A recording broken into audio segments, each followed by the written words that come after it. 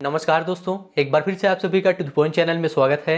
दोस्तों, आज के इस वीडियो में UP triple S C PET exam के लिए भारतीय इतिहास के अंतर्गत राजपूत काल से संबंधित टॉप 25 प्रश्नों को देखेंगे।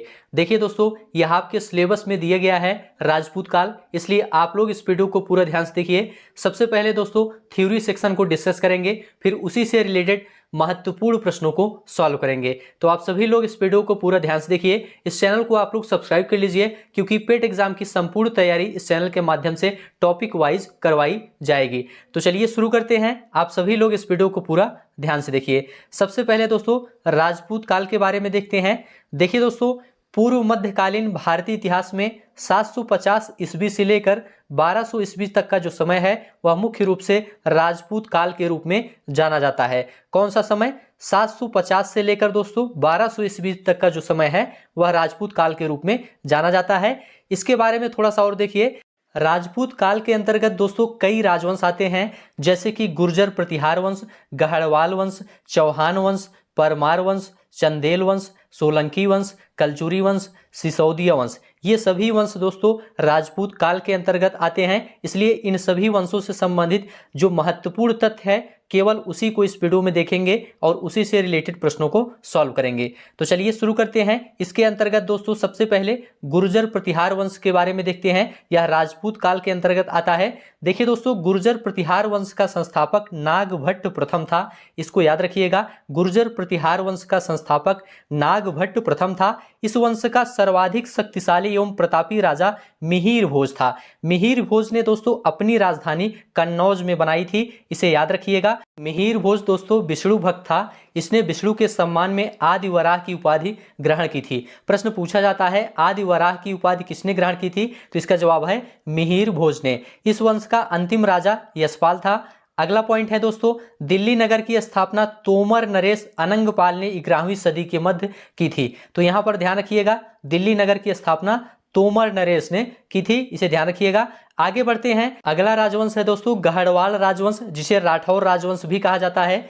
गढ़वाल राजवंश का संस्थापक दोस्तों चंद्रदेव था। इसकी राजधानी वाराणसी थी। इस वंश का अंतिम शासक जयचंद था, जिसे गोरी ने 1194 के चंदावर युद्ध में मार दिया था। तो ध्यान रखिएगा, चंदावर युद्ध कब हुआ था? 1194 में हुआ था। किसके मध्य? जयचंद और गोरी के मध्य हुआ था, जिसमें जयचंद मारा गया था।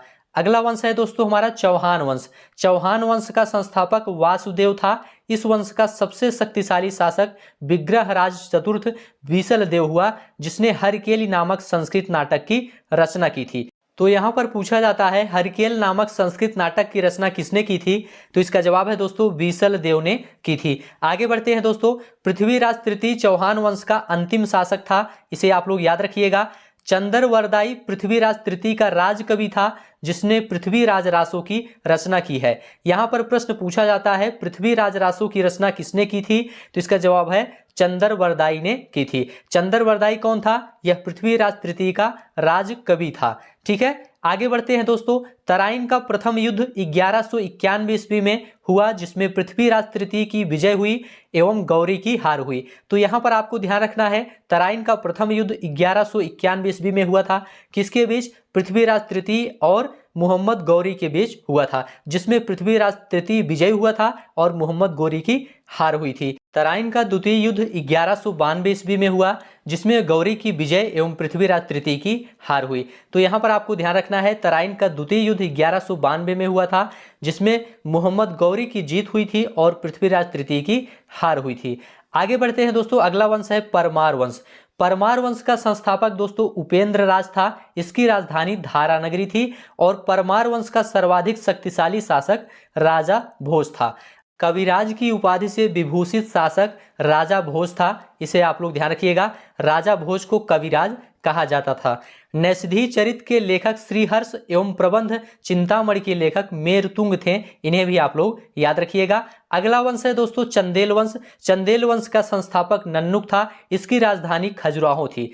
खजुराहो स्थित मंदिरों का निर्माण दोस्तों चंदेल राजपूत शासकों ने करवाया था। यह इंपॉर्टेंट पॉइंट है, यहां से प्रश्न बनता है प्रश्न पूछा जाता है कि खजुराहो स्थित मंदिरों का निर्माण किस वंश के शासकों ने करवाया था, तो इसका जवाब है चंदेल वंश के शासकों ने करवाया था। आगे बढ़ते हैं। चंदेल वंश का प्रथम स्वतंत्र एवं सबसे प्रतापी राजा यशोवर्मन था, इसे याद रखिएगा। धंग ने जिन्नाथ, विश्वनाथ एवं वैद्यनाथ मंदिर का निर्माण करवाया था। और आगे है दोस्तों कंदरिया महादेव मंदिर। कंदरिया महादेव मंदिर का निर्माण धंग देव ने 999 ईस्वी में करवाया था, इसे आप लोग ध्यान रखिएगा। कंदरिया महादेव मंदिर परिसर में दोस्तों एक भारी भरकम नंदी की मूर्ति है, जिसे भारत की विशालतम नंदी मूर्ति माना जाता है। यह प्रश्न पूछा जाता है, इसको ध्यान रखिएगा। आगे बढ़ते हैं दोस्तों। अगला वंश है सोलंकी वंश। सोलंकी वंश का संस्थापक मूलराज प्रथम था। इसकी राजधानी अनिलवाड़ थी। मूलराज प्रथम शैव धर्म का अनुयायी था। सोलंकी वंश का प्रथम शक्तिशाली शासक जयसिंह सिद्धराज था। सोलंकी वंश का प्रथम शक्तिशाली शासक कौन था? जयसिंह सिद्धराज था। और भीम प्रथम के शासनकाल में महमूद गजनवी ने 1025 में सोमनाथ के मंदिर पर आक्रमण किया था। तो यहाँ पर पूछा जाता है महमूद गजनवी किसके शासनकाल में सोमनाथ मंदिर पर आक्रमण किया था? तो इसका जवाब है भीम प्रथम के शासनकाल में 1025 में सोमनाथ के मंदिर पर आक्रमण किया था। आगे बढ़ते हैं दोस्तों। भीम प्रथम के सामंत विमल ने आबू पर्वत पर दिलवाड़ा का प्रसिद्ध जैन मंदिर बनवाया था। तो यहाँ पर पूछा जाता है दिलवाड़ा का प्रसिद्ध जैन मंदिर किसने बनवाया था? तो इसका जवाब है भीम प्रथम ने बनवाया था, और ये आबू पर्वत पर स्थित है। ठीक है, दिलवाड़ा का जो प्रसिद्ध जैन मंदिर है ये आबू पर्वत पर स्थित है। मोढेरा के सूर्य मंदिर का निर्माण सोलंकी राजाओं के शासनकाल में हुआ था। मोढेरा का सूर्य मंदिर दोस्तों गुजरात राज्य में स्थित है, इसे याद रखिएगा, यह प्रश्न पूछा जाता है इससे संबंधित। आगे बढ़ते हैं। रुद्र महाकाल के मंदिर का निर्माण जयसिंह सिद्धराज ने किया था। तो सभी पॉइंट ध्यान से देखते हुए चलिए, जो इंपॉर्टेंट पॉइंट है केवल उसी को इस वीडियो में देखेंगे। अगला वंश है दोस्तों कलचुरी चेदी राजवंश। कलचुरी वंश का संस्थापक दोस्तों कोक्कल था। इसकी राजधानी त्रिपुरी थी। प्रसिद्ध कवि राजशेखर दोस्तों ये कलचुरी के दरबार में ही रहते थे। यहां पर प्रश्न पूछा जाता है कि प्रसिद्ध कवि राजशेखर किसके दरबार में रहते थे? तो इसका जवाब है कलचुरी के दरबार में रहते थे। आगे बढ़ते हैं। सिसोदिया वंश देख लेते हैं। सिसोदिया वंश के शासक अपने को सूर्यवंशी कहते थे, जो मेवाड़ पर शासन करते थे, और मेवाड़ की राजधानी चित्तौड़ थी। ठीक है, अपनी विजयों के उपलक्ष्य में विजय स्तंभ का निर्माण राणा कुंभा ने चित्तौड़ में करवाया था। तो प्रश्न पूछा जाता है विजय स्तंभ का निर्माण किसने करवाया था? तो इसका जवाब है राणा कुंभा ने करवाया था। कहां पर? चित्तौड़ में। ठीक है, आगे बढ़ते हैं। लिंगराज मंदिर की नींव ययाति केसरी ने डाली थी। इंपॉर्टेंट पॉइंट है, इसको ध्यान रखिएगा। लिंगराज मंदिर की नींव ययाति केसरी ने डाली थी। यहां तक दोस्तों आपका थ्योरी सेक्शन पूरा कंप्लीट हो गया। अब इसके आगे दोस्तों राजपूत काल से संबंधित टॉप 25 प्रश्नों को देखेंगे। तो वीडियो को पूरा लास्ट तक देखिए और सभी प्रश्नों का उत्तर बताने का प्रयास करिए। तो चलिए शुरू करते हैं। पहला प्रश्न आपके सामने है। प्रश्न है दोस्तों, पूर्व मध्यकालीन भारतीय इतिहास में 750 ईस्वी से 1200 ईस्वी तक का जो समय है वह मुख्यतः माना जाता है। कौन सा समय माना जाता है? संक्रमण काल या फिर राजपूत काल? तो यहां पर दोस्तों आपका राइट आंसर हो जाएगा बी ऑप्शन, राजपूत काल। ठीक है, 750 से 1200 ईस्वी तक का जो समय है पूर्व मध्यकालीन भारतीय इतिहास में वह राजपूत काल कहलाता है। अगला प्रश्न है, ढिल्लिका मतलब दिल्ली नगर की स्थापना किसने की थी? तो ये देखिए दोस्तों, दिल्ली नगर की स्थापना तोमरों ने की थी। किसने की थी? तोमरों ने की थी। बी ऑप्शन आपका यहाँ पर राइट हो जाएगा। अगला प्रश्न देखेंगे, उस शासक का नाम क्या है जिसने विजय स्तंभ का निर्माण कराया था? अभी लास्ट में आपको बताया गया था विजय स्तंभ का निर्माण दोस्तों राणा कुंभा ने करवाया था। किसने करवाया था? राणा कुंभा ने करवाया था, इसलिए ए ऑप्शन आपका यहाँ पर राइट हो जाएगा। अगला प्रश्न है, पृथ्वीराज रासो निम्नलिखित में किसने लिखा था? पृथ्वीराज रासो किसने लिखा था? तो इसका जवाब है दोस्तों चंद्रबरदाई ने लिखा था। सी ऑप्शन आपका यहाँ पर राइट हो जाएगा। पृथ्वीराज रासो चंद्रबरदाई ने लिखा था। आगे बढ़ते हैं दोस्तों, अगला प्रश्न देखेंगे, दिलवाड़ा मंदिर कहां पर स्थित है? इंपॉर्टेंट प्रश्न है, दिलवाड़ा मंदिर कहां स्थित है? तो यहां पर आपका राइट आंसर हो जाएगा डी ऑप्शन, आबू पर्वत पर। दिलवाड़ा मंदिर आबू पर्वत पर स्थित है, इसलिए डी ऑप्शन आपका यहां पर राइट हो जाएगा। अगला प्रश्न देखेंगे, खजुराहो स्थित मंदिरों का निर्माण किसने किया था या किसने करवाया था? तो इसका जवाब क्या है? यहां पर दोस्तों आपका राइट आंसर हो जाएगा डी ऑप्शन, चंदेल राजपूत ने करवाया था। खजुराहो स्थित मंदिरों का निर्माण चंदेल राजपूत शासकों ने करवाया था। डी ऑप्शन आपका यहां पर राइट हो जाएगा। अगला प्रश्न है दोस्तों, विजय स्तंभ कहाँ स्थित है? तो आपको बताया गया है विजय स्तंभ दोस्तों चित्तौड़गढ़ में स्थित है। कहां पर? सी ऑप्शन आपका यहां पर राइट हो जाएगा, चित्तौड़गढ़। ठीक है, आगे बढ़ते हैं। लिंगराज मंदिर की नींव किसने डाली थी या किसने रखी थी? यहां पर आपका राइट आंसर क्या है? तो लास्ट में यह प्रश्न का उत्तर बताया गया था थ्योरी सेक्शन में। लिंगराज मंदिर की नींव ययाति केसरी ने रखी थी। ठीक है, तो ए ऑप्शन आपका यहां पर राइट हो जाएगा। अगला प्रश्न देखेंगे, सभी प्रश्न ध्यान से देखते हुए चलिए और सभी प्रश्नों का उत्तर बताने का प्रयास करिए। सोमनाथ के मंदिर पर 1025 ईस्वी में महमूद गजनवी के आक्रमण के समय गुजरात का शासक कौन था? ऑप्शन आपके सामने है, यहां पर आपका राइट आंसर क्या है? देखिए दोस्तों, सोमनाथ के मंदिर पर 1025 ईस्वी में महमूद गजनवी के आक्रमण के समय गुजरात का शासक भीमदेव प्रथम था। कौन था? भीमदेव प्रथम था। ए ऑप्शन आपका राइट हो जाएगा। अगला प्रश्न है, हरिकेली नाटक का रचयिता है। हरिकेली नाटक का रचयिता आपको बताया गया है चौहान शासक विग्रहराज चतुर्थ था, जिसे विसल देव कहा जाता है। ए ऑप्शन आपका यहां पर राइट हो जाएगा। आगे बढ़ते हैं दोस्तों, अगला प्रश्न देखेंगे। सभी प्रश्न ध्यान से देखते हुए चलिए और सभी प्रश्नों का उत्तर बताने का प्रयास करिए। निम्न में से किस मंदिर परिसर में एक भारी भरकम नंदी की मूर्ति है जिसे भारत की विशालतम नंदी मूर्ति माना जाता है? ऑप्शन आपके सामने है, यहां पर आपका राइट आंसर क्या है? देखिए दोस्तों, यहां पर आपका राइट आंसर है सी ऑप्शन, कंदरियम महादेव मंदिर। कंदरियम महादेव मंदिर परिसर में दोस्तों एक भारी भरकम नंदी की मूर्ति है जिसे भारत की विशालतम नंदी मूर्ति माना जाता है। सी ऑप्शन आपका यहां पर राइट है। निम्नलिखित में से कौन कविराज के नाम से विख्यात था? ऑप्शन आपके सामने है, यहां पर आपका राइट आंसर क्या है? देखिए दोस्तों, आपको बताया गया था भोज परमार। भोज परमार जो था ये कविराज के नाम से विख्यात था। ए ऑप्शन आपका यहां पर राइट हो जाएगा। अगला प्रश्न देखेंगे। अगला प्रश्न है दोस्तों, चंदावर का युद्ध 1194 ईस्वी में जो हुआ था ये किसके मध्य हुआ था? आपको यह बताना है चंदावर का युद्ध किसके मध्य हुआ था। ऑप्शन आपके सामने है, यहां पर आपका राइट आंसर क्या है? देखिए दोस्तों, चंदावर का जो युद्ध है ये जयचंद एवं मोहम्मद गोरी के बीच हुआ था। किसके मध्य? जयचंद एवं मोहम्मद गोरी के बीच हुआ था, जिसमें जयचंद मारा गया था। इसलिए सी ऑप्शन आपका यहां पर राइट हो जाएगा। अगला प्रश्न है दोस्तों, गुर्जर प्रतिहार वंश के संस्थापक कौन थे? इंपॉर्टेंट प्रश्न है। यहां पर आपका राइट आंसर क्या है? देखिए दोस्तों, यहां पर आपका राइट आंसर है नागभट्ट प्रथम। गुर्जर प्रतिहार वंश के संस्थापक कौन थे? नागभट्ट प्रथम थे। बी ऑप्शन आपका यहां पर राइट हो जाएगा। चलिए आगे बढ़ते हैं। मोढेरा का सूर्य मंदिर किस राज्य में स्थित है? यहां पर आपका राइट आंसर क्या है?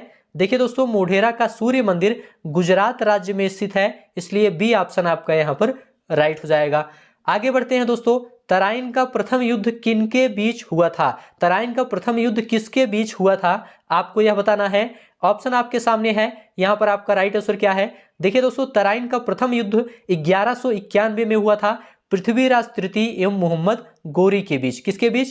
पृथ्वीराज तृतीय एवं मोहम्मद गोरी के बीच 1191 में प्रथम युद्ध लड़ा गया था तराइन का, जिसमें गोरी की हार हुई थी और पृथ्वीराज तृतीय की जीत हुई थी। ठीक है, ए ऑप्शन आपका यहां पर राइट हो जाएगा। तराइन का द्वितीय युद्ध कब और किसके बीच हुआ था? ऑप्शन आपके सामने है, यहां पर आपका राइट आंसर क्या है? देखिए दोस्तों, यहां पर आपका राइट आंसर है बी ऑप्शन, पृथ्वीराज एवं गोरी के बीच। पृथ्वीराज एवं मोहम्मद गोरी के बीच 1192 में तराइन का द्वितीय युद्ध हुआ था, जिसमें पृथ्वीराज की हार हुई थी और मोहम्मद गोरी की जीत हुई थी। बी ऑप्शन आपका यहां पर राइट हो जाएगा। आगे बढ़ते हैं दोस्तों, परमार वंश का संस्थापक कौन था? ऑप्शन आपके सामने है, परमार वंश का संस्थापक कौन था? ऑप्शन आपके सामने है, यहां पर आपका राइट आंसर क्या है? देखिए दोस्तों, परमार वंश का संस्थापक उपेंद्र राज था। कौन था? उपेंद्र राज था। इसकी राजधानी दोस्तों धारा नगरी थी। परमार वंश की राजधानी कहां थी? धारा नगरी थी। और परमार वंश का शक्तिशाली शासक पूछे तो राजा भोज जो था ये परमार वंश का शक्तिशाली शासक था, राजा भोज। ठीक है, और परमार वंश का संस्थापक कौन था? उपेंद्र राज। ए ऑप्शन आपका राइट है। आगे बढ़ते हैं दोस्तों, चौहान वंश का संस्थापक कौन था? ऑप्शन आपके सामने है, यहां पर आपका राइट आंसर क्या है? देखिए दोस्तों, चौहान वंश का संस्थापक वासुदेव था। बी ऑप्शन आपका यहां पर राइट है। इस वंश का अंतिम शासक दोस्तों पृथ्वीराज तृतीय था। ध्यान रखिएगा, चौहान वंश का अंतिम शासक पृथ्वीराज तृतीय था और चौहान वंश का संस्थापक वासुदेव था। ठीक है, आगे बढ़ते हैं, राठौर राजवंश का संस्थापक कौन था? राठौर राजवंश का संस्थापक दोस्तों सी ऑप्शन राइट हो जाएगा, चंद्रदेव था। राठौर राजवंश का संस्थापक चंद्रदेव था और इसकी राजधानी दोस्तों वाराणसी थी, इसे याद रखिएगा। और इस वंश का अंतिम शासक दोस्तों जयचंद था। कौन था? जयचंद था। राठौर राजवंश का अंतिम शासक कौन था? जयचंद था, जिसे गोरी ने दोस्तों 1194 ईस्वी के चंदावर युद्ध में मार दिया था, जयचंद को। ठीक है, तो यहां पर राठौर राजवंश का संस्थापक सी ऑप्शन चंद्रदेव बिल्कुल राइट है। अगला प्रश्न देखेंगे, चंदेल वंश का संस्थापक कौन था? ऑप्शन आपके सामने है, यहां पर आपका राइट आंसर है दोस्तों ए ऑप्शन नन्नुक। चंदेल वंश का संस्थापक नन्नुक था। इसकी राजधानी दोस्तों खजुराहो थी और इस वंश का प्रतापी शासक दोस्तों यशोवर्मन था, इसे ध्यान रखिएगा। चंदेल वंश का प्रतापी शासक यशोवर्मन था और चंदेल वंश का संस्थापक नन्नुक था। ए ऑप्शन आपका राइट है। चंदेल वंश की राजधानी कहां थी, आपको यह बताना है। ऑप्शन आपके सामने है, यहां पर दोस्तों आपका राइट आंसर है बी ऑप्शन खजुराहो। चंदेल वंश की राजधानी कहां थी? खजुराहो थी। बी ऑप्शन आपका यहां पर राइट हो जाएगा। चलिए आगे बढ़ते हैं, अगला प्रश्न देखेंगे, सोलंकी वंश का संस्थापक कौन था, आपको यह बताना है। ऑप्शन आपके सामने है, यहां पर आपका राइट आंसर है दोस्तों सी ऑप्शन मूलराज प्रथम। सोलंकी वंश का संस्थापक मूलराज प्रथम था।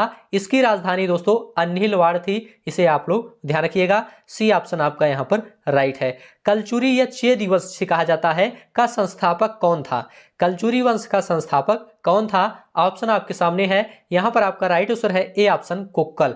कलचुरी वंश का संस्थापक कोक्कल था। ए ऑप्शन आपका यहां पर राइट है। इसकी राजधानी दोस्तों त्रिपुरी थी, इसे आप लोग ध्यान रखिएगा।